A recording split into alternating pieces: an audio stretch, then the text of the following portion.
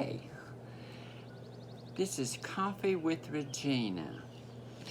I got some coffee from Regina, who has a coffee house up in Washington State. And I've made myself a pot of coffee with lots and lots of half and half in it.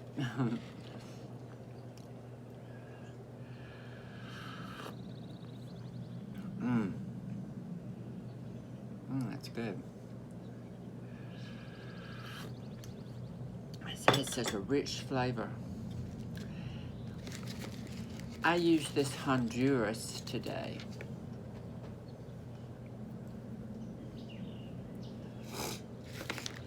Let me read, let's see.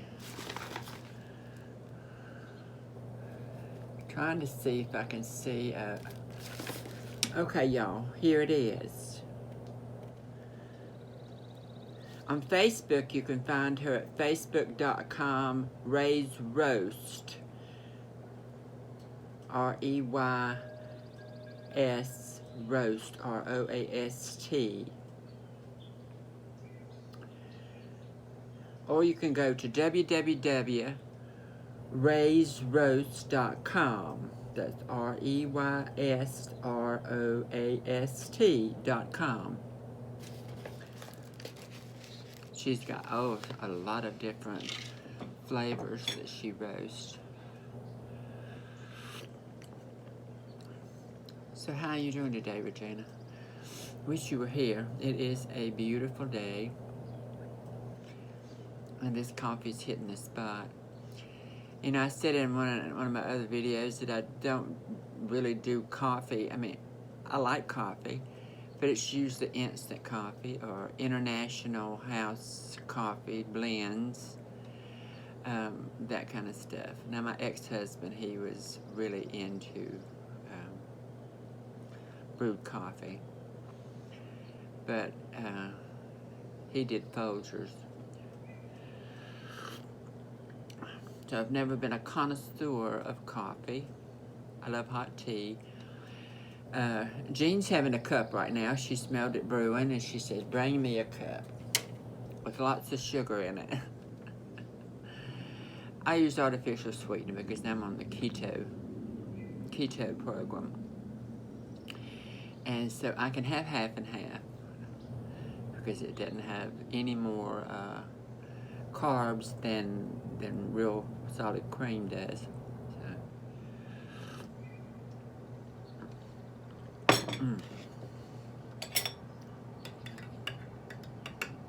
But Jean normally drinks hot chocolate. She's not really a coffee drinker.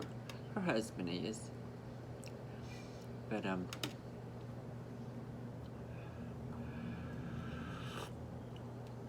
we're enjoying this. When it gets warmer weather, I'll have to make some iced coffee out of this. I love iced coffee. And in my iced coffee, I put my creamer too. Sometimes I even throw it in a blender. So, what are you doing today over there? I've never been to Washington State. I've not been out west any further than, let's see, Colorado. And unless you would count the time that I flew to Bangkok, and we had to go all the way out west to change planes, but I have never actually been out anywhere in the western part of our country. I was in Denver, Colorado, and I was in Pueblo and Trinidad, up in the mountains where I had my surgery. I did spend some time with my friend Judy and her husband in New Mexico. We had a great trip to New Mexico. That is out west. But southwest instead of northwest.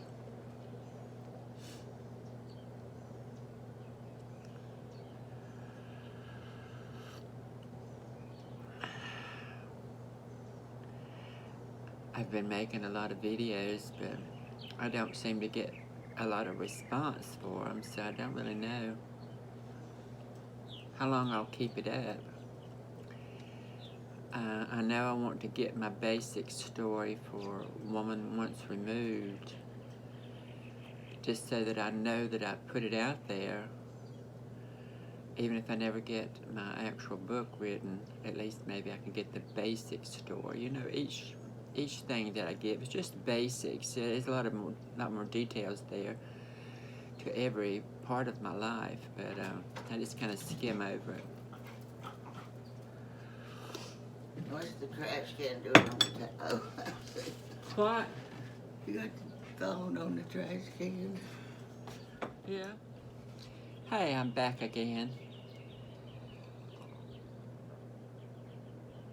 Jane came out for me to take a picture of her injury where she's had her surgery on her ankle, because it just doesn't seem to be healing up like it should. She had to have plates put in it whenever they first operated on it last year, and she's kept having infections in it and had to go back and have the plate removed, and then she got a staph infection, had to deal with that, and still it's not healing like it should. So she's got 2 places where it still drains. So I took pictures of those so she could send that to her doctor. But of course, you know, they're not seeing office visits except in rare occasions right now, so.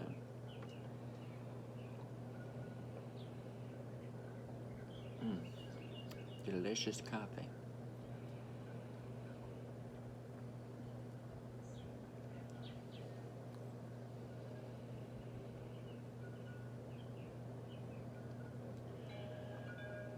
But I'm just not really sure what I want to do with my videos. You know, I've done videos since 2007. First on my Mississippi Diana channel, and then on my Granny Mae's Place channel. I was doing comedy character videos. And when I start doing something like that I enjoy doing, I just sort of get carried away with it. And so I'm just sort of getting carried away with doing these videos, you know.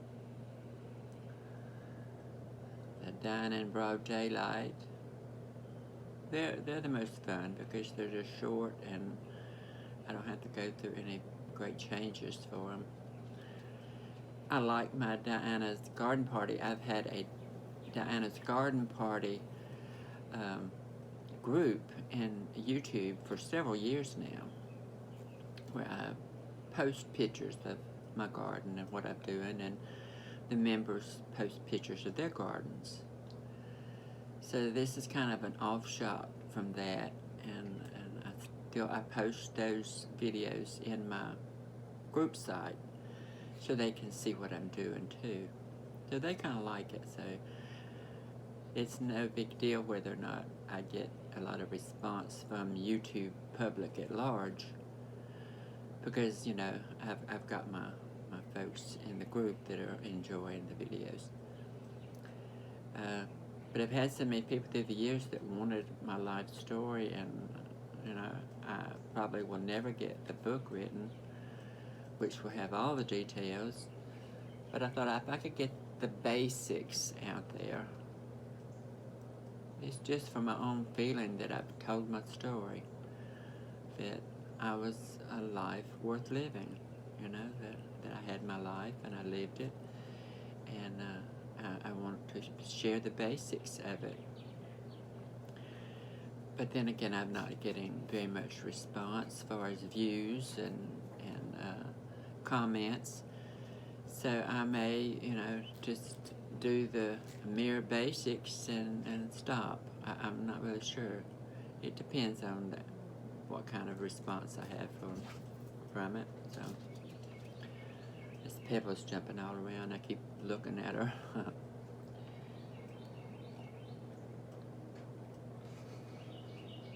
But I started doing the ones now because, you know, I was meeting all you girls in Marty's podcast. Plus, I've had so many of my old friends, my old YouTube friends from days gone by that wanted me to do something. I really think they just wanted me to do Granny Mae. They are really big Granny Mae fans. And I really got tired of doing Granny Mae, so I don't have any desire to ever do her again. But they had been asking me to do some kind of videos to let them know that I was still ticking. So I started doing them again so that when the girls that I would meet in Marty's would run over to my channel, they wouldn't just see the videos that I've made, you know, because I toyed with filmmaking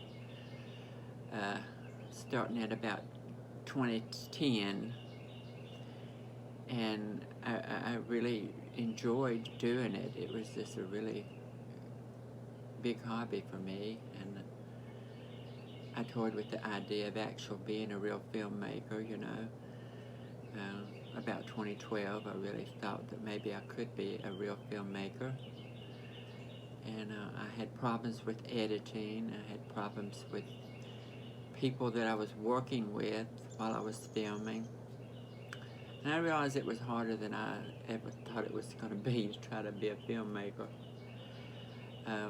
The cameras I was using back then had the little mini disc inside of them, and you had to transfer that to the computer and then edit. It wasn't like it is today, where you can either take out a little memory chip and stick into your computer, or like with this phone, it just go directly into editing and then upload. It wasn't like that back then, and it was a lot harder, and even though I've got all the original discs, I could go back and re-edit everything, but I had a laptop that was set aside just for editing my film work that I was doing, and I had like 2 projects. Everything on the storyboards. I had worked so long to get these projects near completion, and my computer crashed.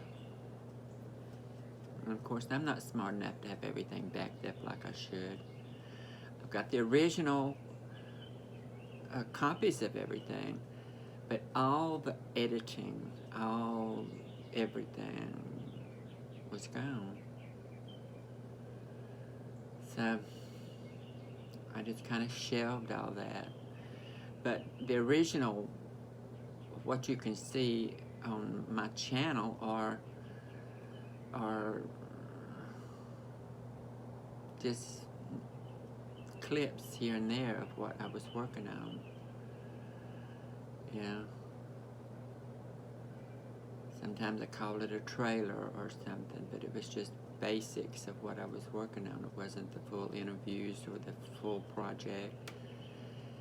And I was really let down when I lost all that work, and I've never had a build-up again to even start back. And I went all over the state interviewing GLBT members of the community, and went to a pride parade in our capital, Jackson, and I did a lot of going and interviewing and taping, and those people were excited to see a completed project, and I let them down because they never got to that point, and I felt bad for that.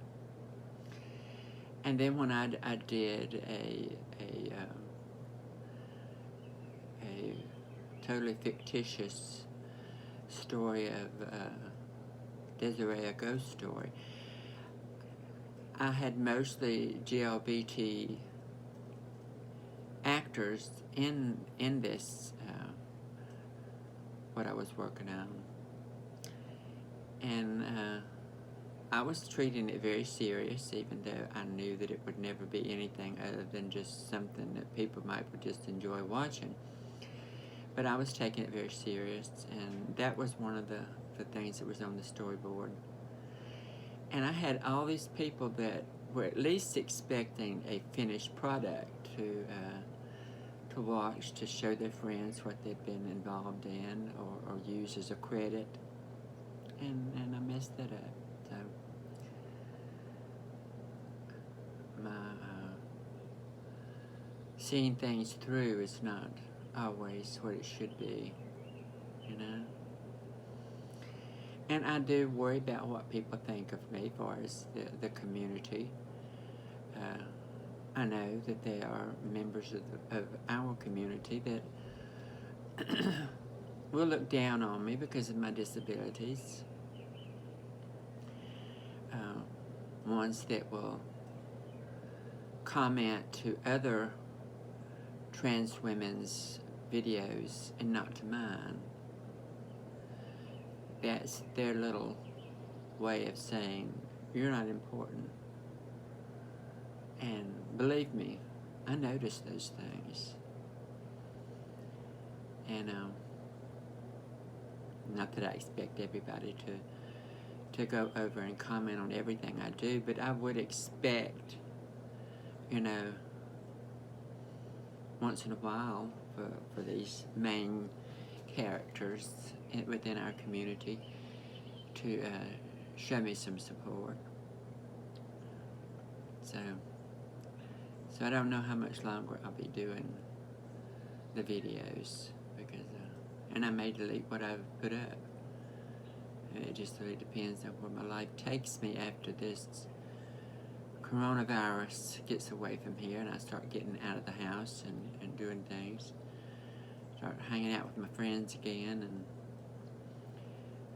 so I'm not really sure. Where do you expect this to lead you? I know you'll get back to your coffee shop and start pulling in your artworks and just taking up where you left off. What's your plans for the future?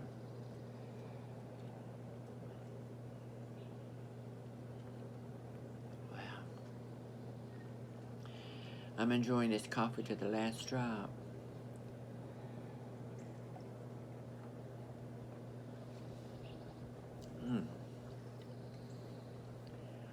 Nice. Have you always been interested in coffees? Or is this something that you just came up with later in life? I don't know that much about you.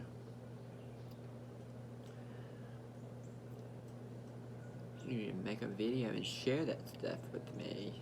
Well, of course, when you share it with me, you share it with everybody.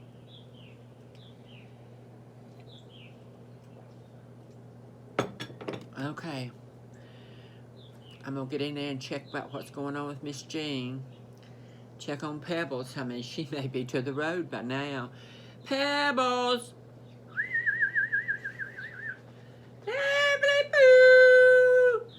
Something happened to that dog, I would be murdered. There is. That's a baby dog. Yeah. She likes to get down to the pond and get her feet in the water, and her mama gets upset over that. She bring a dog to the country and expect it to act like it's in New York City. All right, bye-bye now.